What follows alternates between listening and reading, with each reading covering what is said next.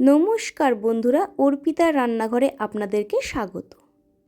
আজ আপনাদের কাছে নিয়ে এসেছি খুব সিম্পল এবং সবার খুব প্রিয় একটা রেসিপি, চিকেন কষা। চিকেন কষা রুটি, ভাত, ফ্রাইড রাইস, পোলাও সব কিছুর সাথে খেতে অপূর্ব লাগে। তাহলে দেরি না করে চলুন দেখে নেওয়া যাক কীভাবে আমি এই রেসিপিটা বানাচ্ছি। 1 কেজি মতন মাংস পরিষ্কার করে ধুয়ে নেওয়া আছে, আদা রসুনের পেস্ট, আলু বড় বড় করে কাটা আছে, একটা টমেটো কোচানো, এখানে আছে জিরে, ধনে এবং তার সাথে শুকনো লঙ্কার পেস্ট, আর 4 থেকে 5টা পেঁয়াজকে কোচানো আছে। এবার কড়াইতে সর্ষের তেল দিয়ে দিচ্ছি আলুগুলো ভেজে নেবার জন্য। একটা একটা করে সব আলু দিয়ে দিলাম এবং আস্তে আস্তে আমি আলুগুলোকে লাল লাল করে ভেজে নেব।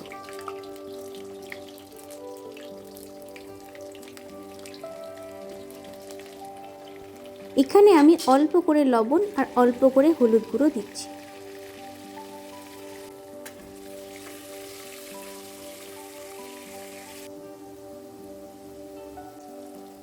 আলু ভালোভাবে ভাজা হয়ে গেছে, এবার আমি তুলে নিচ্ছি।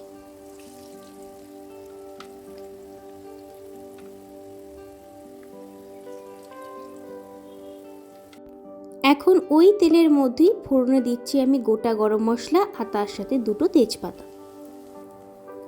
1 মিনিট মতন মশলাটা আমি নাড়াচাড়া করে নেব। একটু লাল লাল হয়ে আসলে এবার আমি এর মধ্যে অ্যাড করছি কোচানো পেঁয়াজগুলো। ভালোভাবে আমি পেঁয়াজগুলোকে ভেজে নেব এবং ব্রাউন কালার হওয়া পর্যন্ত কিন্তু অপেক্ষা করব। পেঁয়াজগুলো ব্রাউন কালার চলে এসেছে, এখন আমি এর মধ্যে অ্যাড করছি 2 চামচ মতন আদা রসুনের পেস্ট।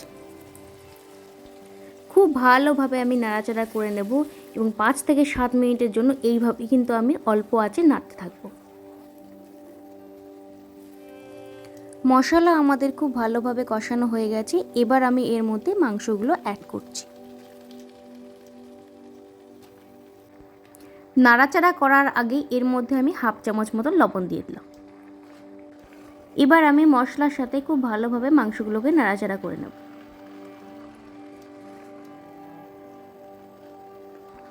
ভালোভাবে মেশানোর পর এবার আমি এর মধ্যে অ্যাড করছি জিরে এবং ধনে যে আমি বেটে রেখেছিলাম সেই বাটা মশলাটা। আপনারা এখানে গুঁড়ো মশলার ব্যবহারও করতে পারেন, কিন্তু একবার এইভাবে বাটা মশলা দিয়ে রান্না করে দেখবেন, খেতে খুব ভালো লাগে। আবার সব মশলাগুলোকে খুব ভালোভাবে আমি নাড়াচাড়া করে নিচ্ছি এবং এই সময় কিন্তু গ্যাসের ফ্লেম মিডিয়ামে রাখতে হবে, হাই করা যাবে না। এটাকে আমি 5 থেকে 10 মিনিটের জন্য এইভাবে ঢেকে দেব।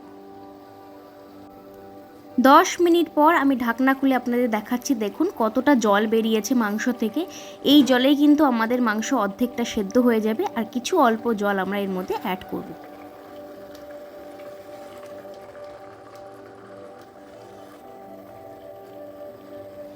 এখন আমি এর মধ্যে অ্যাড করছি কেটে রাখা টমেটো, বেটে রাখা শুকনো লঙ্কা আর তার সাথে 1 চামচ মতন হলুদ গুঁড়ো।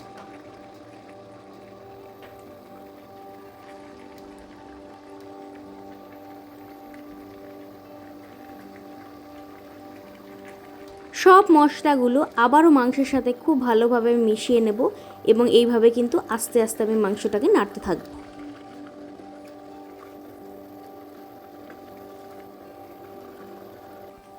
এই সময় গ্যাসের ফ্লেম আমি মিডিয়াম থেকে হাইতে রেখেছি।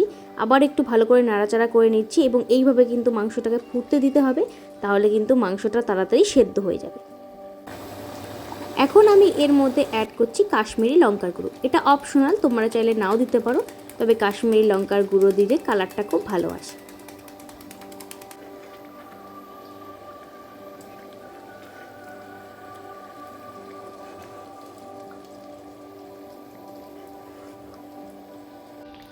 আমি কিন্তু এর মধ্যে এখনও কোনো জলের ব্যবহার করিনি।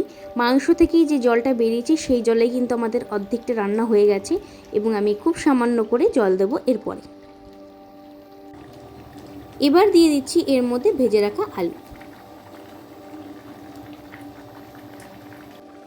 আলুগুলোকে মাংসের সাথে মিশিয়ে নিচ্ছি।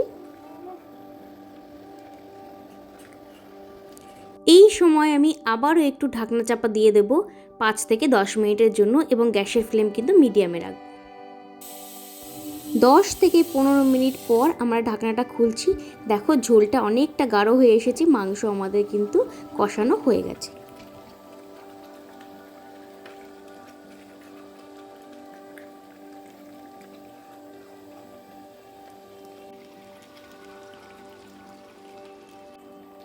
এখন আমি এর মধ্যে মশলার বাটি ধোয়া জলটা অ্যাড করছি। আমি এখানে 2 বাটি মতো জল দিচ্ছি, তোমরা যেরকম ঝোল রাখতে চাও সেভাবে জলের পরিমাণ দেবে।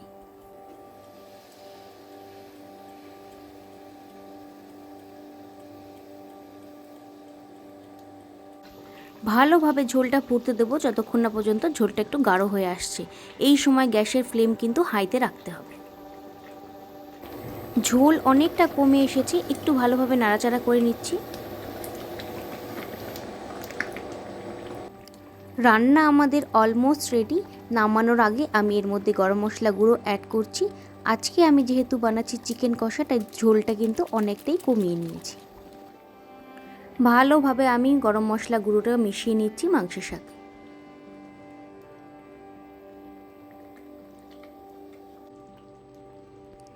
মিনিট 5 মতন আরও ফুটিয়ে নেওয়ার পর আমি কিন্তু গ্যাসের ফ্লেম বন্ধ করে দিয়েছি। আমাদের রেডি হয়ে গেছে চিকেন কষা। এটা কিন্তু কম বেশি ছোট থেকে বড় সবারই কিন্তু বেশ প্রিয়। কেমন লাগলো আজকের রেসিপি আমাকে কমেন্ট করে জানাতে ভুলবেন না। যদি আমার এই রেসিপি আপনাদের ভালো লাগে তাহলে অবশ্যই আমার চ্যানেলকে সাবস্ক্রাইব করে আমার পাশে থাকবেন এবং বেল আইকনটি প্রেস করে দেবেন নতুন নতুন ভিডিওর আপডেট পাওয়ার জন্য। ধন্যবাদ।